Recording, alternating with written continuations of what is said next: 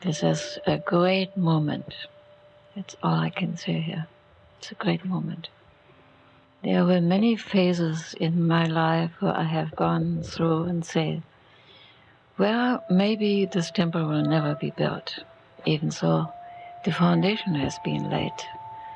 But maybe it's only the temple on the inside.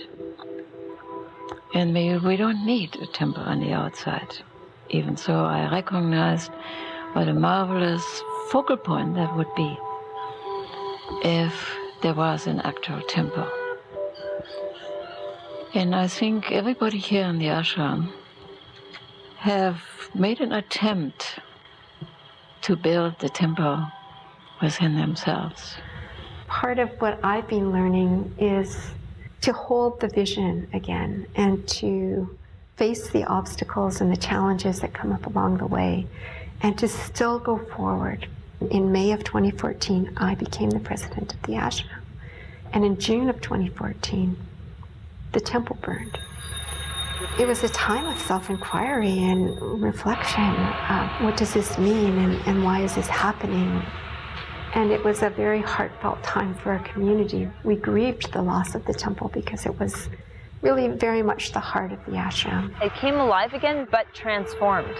I think that's the part that gets me.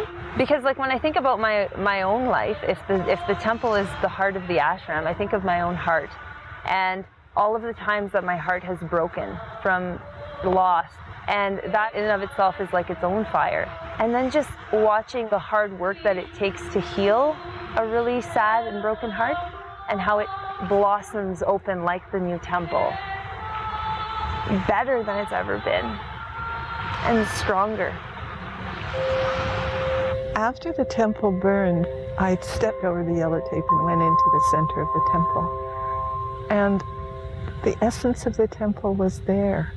It had not been taken away. And then when everything had been torn down and it was just the original foundation, the essence of the temple was there. And to me, that's a truth. It's a profound truth about myself and every single one of us, that whatever happens, the essence can't be harmed. It's a real blessing to know that and have something that represents that grace. There is a necessity for places like the temple, those sacred spots in the world. And I love the fact that it doesn't matter what religious tradition anyone's from, is just that sacred space. Very simple, representing the light within all of us. Yeah, I think it's necessary. So when the decision was made to rebuild, I was pretty excited about that. It became a heart-opening experience to be involved in the process of decision-making and finding architects and a design and going through the process to the point where we are now, where there's a structure on that foundation. And I came upon the temple through the forest. There was still snow on the ground. And seeing the structure of that temple through the woods, it completely took my breath away, seeing it in that natural setting. And it looked so timeless. It looked like it was from the future, and it looked like it was from the past, and it looked like it was from a dream. Somebody had a vision to build this temple. Right in detail, the representatives of that temple, who are they? What kind of spirits are going to be inside there to look after that? In simple terms, of course, is us asking for a blessing, a cleansing of ourselves, and thanking the tools and symbols that come to be part of the temple. Creator gave us the laws. Mother Earth provided everything for us to carry out those laws. Building that temple is one of them. Building a purification lodge, that's another. Building a Sundance Arbor, that's another. The essentials are still there. I mean, it's the key component to spiritual life. Courage is one of the key components.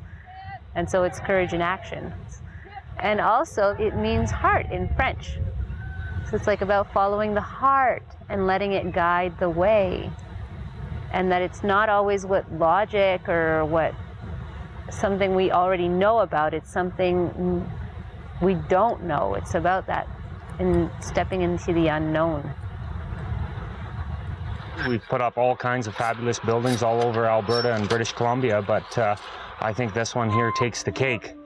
Maybe it was a bit of a slow process, but you look at it now and it's just overwhelming. There's not a straight edge in the place. Usually in construction, that's all you do. So I think it just puts a person at peace when you stand in the middle and look out at the lake. It's just on a perfect setting for it as well. It's all going to come together, and I think it's going to be wonderful.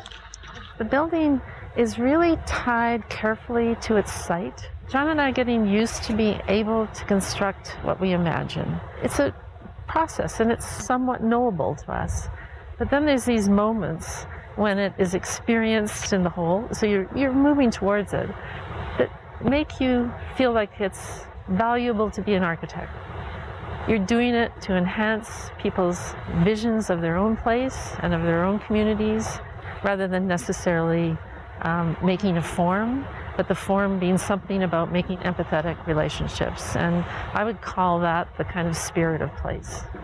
History tells us that people do rebuild on the same spot. Their temples and their places of worship, they often get destroyed and get rebuilt. St Paul's in the City of London is a good example, completely wrecked in the fire of London and completely rebuilt to a totally new design and very modern for its age in the 17th centuries. I used to go to Canterbury Cathedral every day. More than 1,000 years of vibration of prayer was in the stone. And you could feel it. There was something tangible about that. So now we know that our emotions affect our DNA, and our DNA affects the environment. It's not accidental. It's not imagination or anything, that a sacred space has that feeling. Say, wow. Like even from day one, just the word temple kind of struck me as, wow. I've heard of temples, but I've never really worked on a temple. I've been in churches, but I've never been inside of a temple. And not too many people will get the opportunity. I'm just blessed, I guess, to be here. I've had to learn a few things. It's been a challenge. I think it's helped me to be a better person. It's a unique place. There should be more places like this. If people come here and see this, it's an eye-opener of what can be done. I would like to see the people that we're working for here, which is everybody at the ashram, a big smile on their face. I hope when we leave that they feel good about their building. They're dedicated, so I want to dedicate what we do to make them happy. I know how important it is to the people here. Even though I'm not a yogi, I certainly understand what they're about, and I respect it. Having a little bit to do with everybody working together to create something as beautiful as that.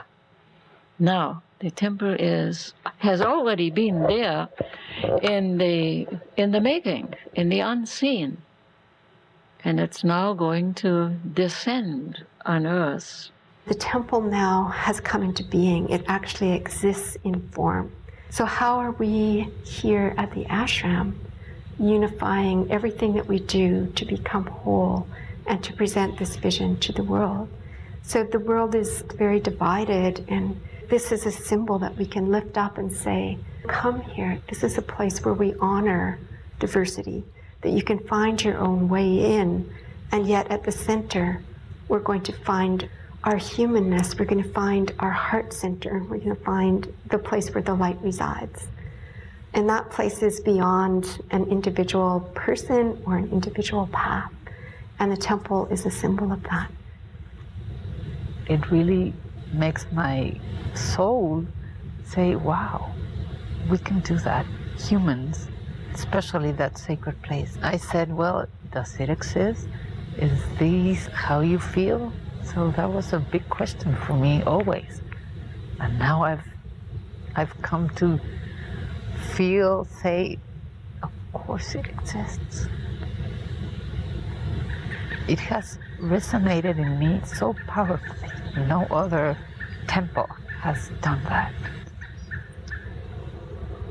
Even though the building materials have a mass, the light quality of the project is really going to be emphasized by the play of natural light on these surfaces.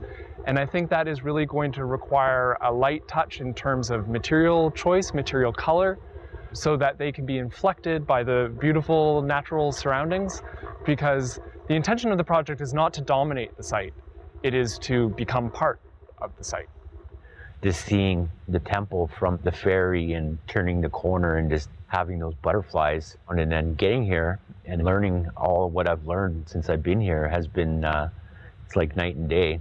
The new temple, it really holds that same energy. It's just a new building and just has a different view of things. It is a really unique sacred space.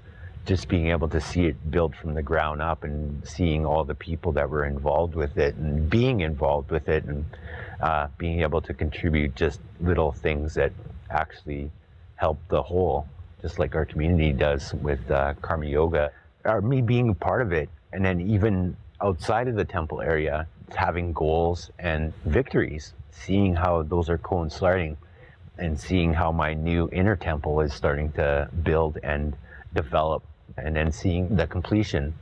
Do we build it the exact same, or do we not build it, or do we build a new one? The same kind of decisions that I had to make. Do I want to hang on to things that I grew up with, and do I need to let them go, or do I just step forward and try and grow? Swami Lalitananda would be proud, I think. Yeah. I should say that unlike most architectural projects where the architects and engineers design a project which is then constructed by a building team, this process has been very collaborative and integrated. It's an unusual structure which has required a very unusual method of working, which I think has been educational for all parties involved. And this will certainly be the most remarkable thing that we've constructed. It is pushing our skills as well as the skills of the builders in every way. Everybody is enthusiastic and rising to the challenge. I certainly hope that it achieves a kind of intensity of experience, a space that you leave and you remember, and you continue to remember for years and years and years. And this will be a celebration of light. I know that this temple is going to be a beacon for so many people, and a place of light that we need, that the world really, really needs. So it came at the right time. The essence of this temple is to really promote goodness in the world and have a sacred space for people from all over to come to and to practice and experience something that's, I feel, really needed in our world. And so I'm kind of open to the mystery as well, that surrendering to, we don't really know. There's something, I feel like there's something larger at work. There was something there from the mystery of life that I didn't know. So when we went to the temple, and I stood there and I saw the intricate work on the inside that was then going to be covered up by the wall. And this beautifully precise structure. The wood was so lovely, and that was going to be covered up. I will remember what it looks like. And that's what touched me, to know what went in the building of it. But I knew I would remember what was underneath. So it is that creates sacred spaces, the work that goes into it in such a thoughtful, caring, precise way, and it means something.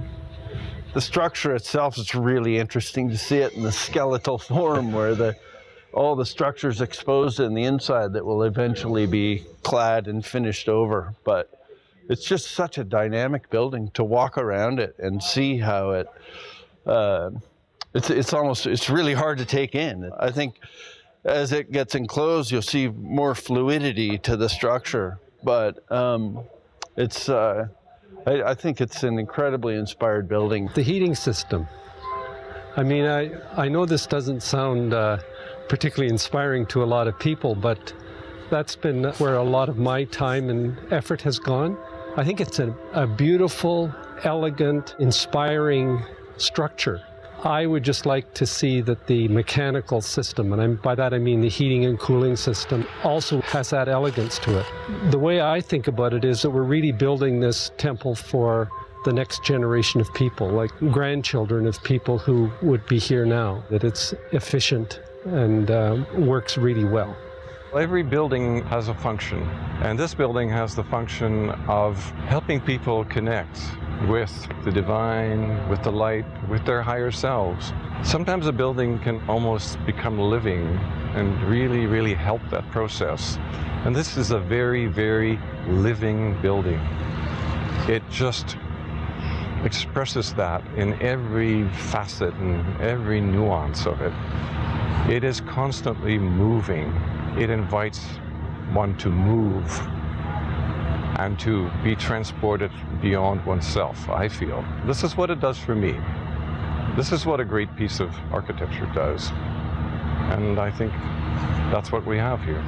Yeah, so I've never been in a temple or anything really like that before. I mean, I've been in churches, beautiful churches around the world, like I visited, and so it was a first for me. It was just really spectacular, just completely mind-boggling.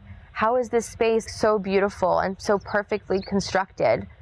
It looks like people really put in a lot of effort and a lot of love into the design and the work and the focus that it takes to build something like that. I would say going into the temple, I felt pretty silent. The first time I went in there, my physical self didn't really want to speak because I was just very moved. Usually silence for me is something that's uncomfortable. The shift for me was feeling complete while silent. There wasn't anything scary about that, and usually there is for me. I really didn't know anything about the temple. I had never been here before. I remember being in the temple when it was snowing and we had to clear the snow so the workers could work. It was cold and it was swirling all around in the wind, and just being inside this open enclosure because the petals were up, and just kind of looking up and seeing the light shine through the top and see it as just this like glimmering beacon of light. I couldn't think of any other place quite like it.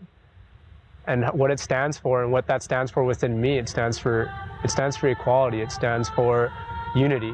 And those things mean so much to me. So when I see that, I wouldn't say revolutionary, but just it gives people hope.